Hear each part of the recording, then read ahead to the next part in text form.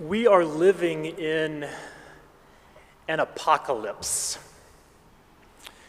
We're living in an apocalypse. The word apocalypse is one of those great big words, right? Maybe kind of a scary word. It's one of those words that we think of, at least in our modern usage, as describing a catastrophe. A little bit of that scripture reading that Aiden and Sean and their parents read for us about things being thrown into the fire. That sounds like an apocalypse. Or maybe you know the great movie Apocalypse Now. Apocalypse sort of equates to tragedy in our thinking. We sometimes talk about terrible winter storms as a snowpocalypse. So maybe we think of apocalypse as a giant tragedy. The word apocalypse is a Bible word, by the way. That's a religious word. The book of Revelation, the last book of the Bible, sometimes we think of that as scary. The book of Revelation begins with the sentence, in English, the revelation of Jesus Christ. That's where we get the title of the book, the revelation of Jesus Christ in English, but in Greek, the language in which it was written, the first sentence is Apocalypsis Jesu Christou. In Greek, the apocalypse of Jesus Christ, which is not tragedy at all. Apocalypse in Greek word is not a scary word. And by the way, the book of Revelation is not scary either. We've just been told that it's supposed to be. Apocalypse as a word just means revelation, revealing. An apocalypse is not a tragedy. It's an unveiling, a knowing, a sensing, a seeing. A few years ago, the member of Congress that I worked for on the Hill had served a good long time as the chairperson of a committee in the House. And at the end of his term as chairperson of that committee, they had an official portrait painted. And a big gaggle of us were invited to the unveiling of the portrait. The painting was covered with a big drape. Politicians talked for too long. That may have been the only tragedy of that moment. It was not a tragedy at all. We just gathered around and they pulled the cloth off and we got to see the painting for the first time. That was the unveiling of the portrait. An unveiling doesn't have to be a formal event. When you wake up in the morning and open the blinds or the curtains to see the world, that's an unveiling. To look out and see the rain or the sun or the flowers blooming in your yard or the weeds that are 3 feet high, that's an unveiling, if you will, to see the world. Maybe lifting the lid off a pot of soup that's simmering on the stove is an unveiling of sorts. You lift off the lid and you can smell the aroma in that pot. The garlic, the onions, the carrots all mixed together. So unveiling may be olfactory. Maybe you smell the unveiling. When a person comes out to you as LGBTQ, they are simply telling you something about their life. That is an unveiling of that person of sorts. Unveiling is seeing or smelling or tasting or hearing or knowing or experiencing something new. So when I say we are living through an apocalypse, what I mean is that we are living through an unveiling. We are seeing the world in new ways. We are living through taking the lid off the pot and seeing what's simmering on the stove in new ways. We are learning about ourselves and the world around us. The COVID pandemic has brought us a monumental unveiling. We are seeing the world in new ways. We're learning new things, or maybe we are learning old things again. We are learning that there are people in this country who do not trust science, who do not trust medicine, who do not trust the news. They've always been with us. They've always been our neighbors, our family members, but we're seeing them in new ways. We're also unveiling the cracks in our healthcare system in new ways. There are brilliant people working so diligently as nurses and doctors, and we are seeing cancer patients who go to hospitals and find there are no rooms because COVID patients who have not been vaccinated are taking up the beds, and our system cannot sustain all of that. We're also seeing an unveiling of our economic and labor systems.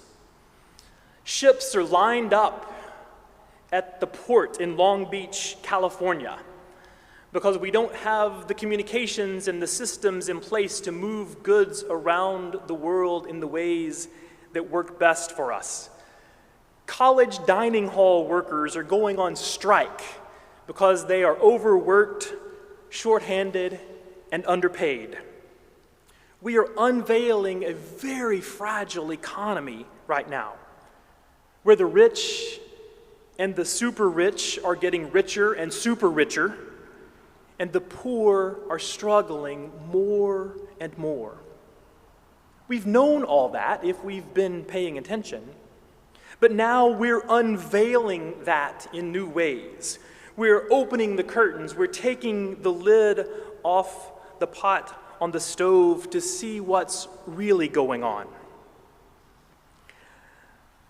The question for me is, how do we live through an apocalypse? How do we live through an unveiling? I mentioned the story about my former boss on the Hill and his unveiling. The truth is, we'd all seen the painting before. We knew what was coming when they took the cloth off. But there's the great story of Winston Churchill. It was told in The Crown, if any of you have watched that series. A painter painted an official portrait of Churchill.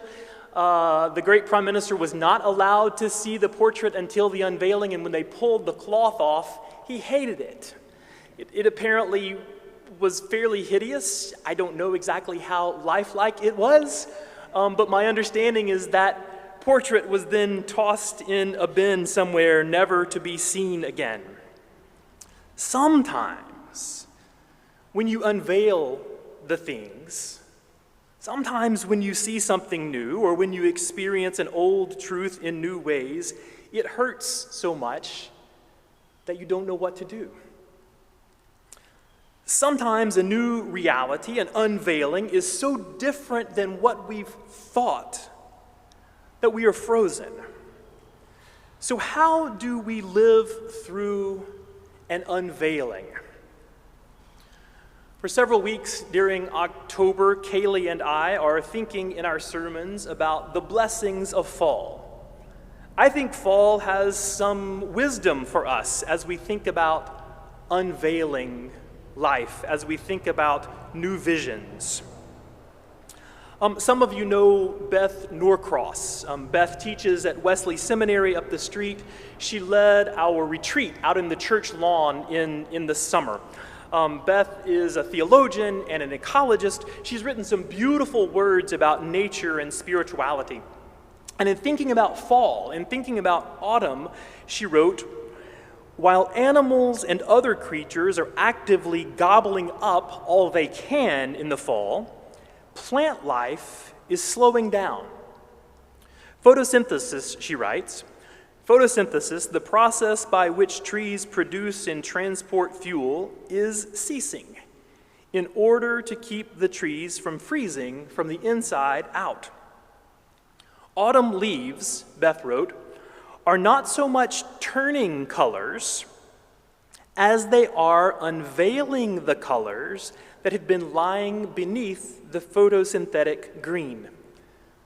Let me repeat that last sentence from Beth Norcross's writing. "Autumn leaves are not so much turning colors as they are unveiling the colors that have been lying beneath the photosynthetic green." The reds, the oranges, the green, the yellows have been there all along. So letting go of the old juice, which is what trees are doing, letting go of the green that is in the leaves, makes them lighter and allows them to fall to the ground.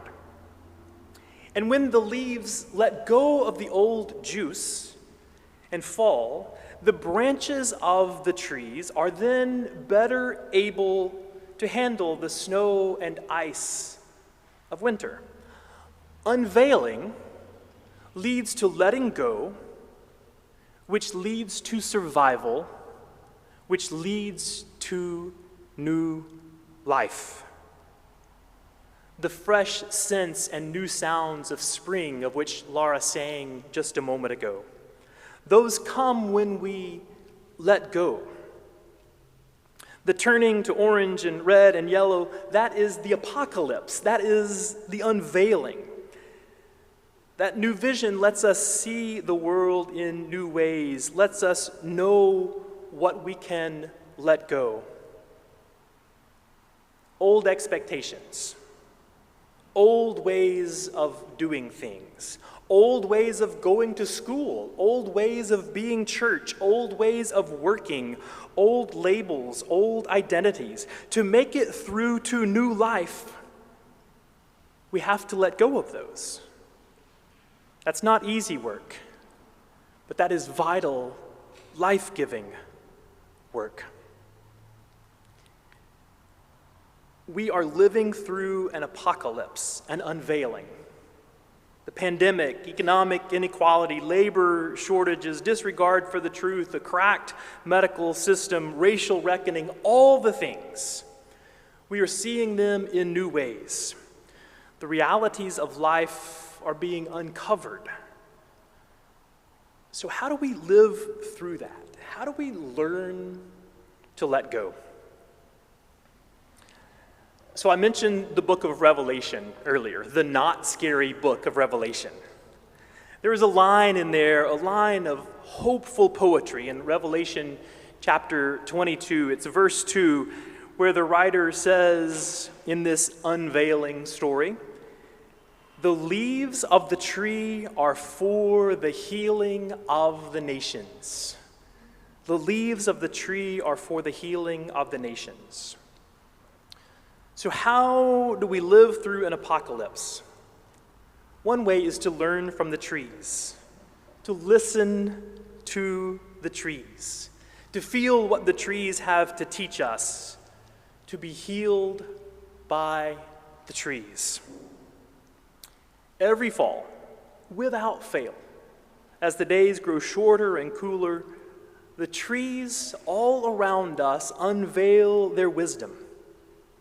Every autumn, the trees change to reveal their beauty that's been there all along, their glory, the glory of God's creation. Richard Powers, in his book, The Overstory, and Robin Wall Kimmerer in her book, Moss, and Tashani Doshi in the poem Species, all three of those writers have insightful, powerful, educational things to say to us about the ways that trees and plants are talking to each other and talking to us and offering help and hope and healing. Consider the lilies of the field, Jesus said. Consider the trees of the world around you. Learn from the trees what to let go of so that we may live anew. So here's a suggestion, a somewhat practical idea, a bit of homework from church, if you will, maybe a challenge or an inspiration. I hope this is an invitation for you. When you wonder how you're going to make it through, when you wonder how you're going to make it through,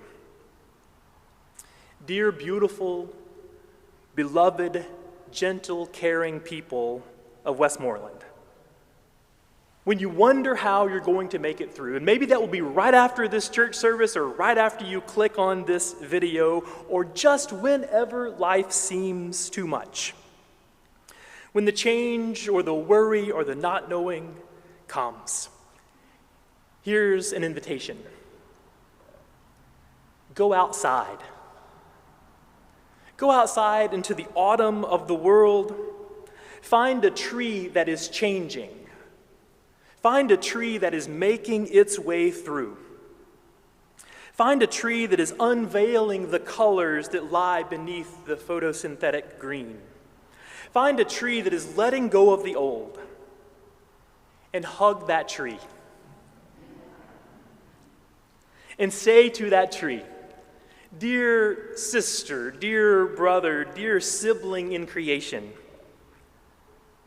speak to me. Sing to me. Whisper to me the possibilities of unveiling. Say to that tree, dear child of God, making your way through this world with me, tree of life, teach me how to live in these days. Unveil for me the blessings of fall. Reveal to me the blessings of life. Help me. Heal me. Amen.